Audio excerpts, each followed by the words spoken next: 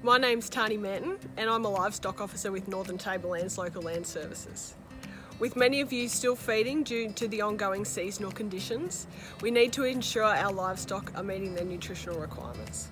So I have some feeding quantities here with me today to demonstrate that increase in those requirements once those cows and ewes give birth and lactation begins. With white cottonseed readily available, with adequate dry feed, dry and pregnant cows should be fed from 1 to 2 kilos of the product daily.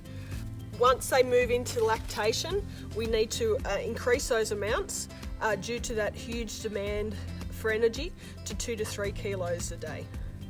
With a lot of people also feeding dry distillers grain currently, in late pregnancy, assuming that cattle are grazing 2 centimetres or less of green feed, we need 3 to 4 kilos, 2 to 3 times a week of dry distillers grains.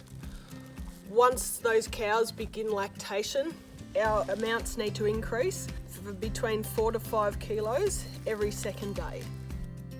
We need to feed DDG pellets in conjunction with a roughage source, especially if there is little dry standing feed in the paddock. It's also important to note that after you shear a pregnant ewe, her energy requirements will increase.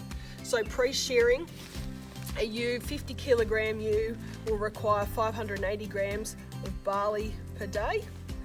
After she's shorn, those energy requirements jump significantly and she'll require 850 grams of barley per day.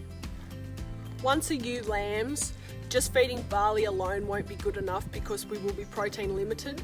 So we need to think about adding another protein source to the barley. So DDG pellets really increase the protein of that feed ration. Bear in mind that if we do get some rain and you have the ability to lock up some paddocks, all we need is a couple of centimetres of green feed for those lambing ewes and it will reduce their feeding requirements by a third. If you are using cereal grains and cereal grain products, because those will be low in calcium, you need to make sure stock have access to salt and lime. The easiest way to do this is to mix 50-50 coarse salt and ag lime in some plastic tubs. As roughage will be depleted prior to spring, we also need to add magnesium oxide to that mix, so we have a third salt, a third lime and a third magnesium oxide.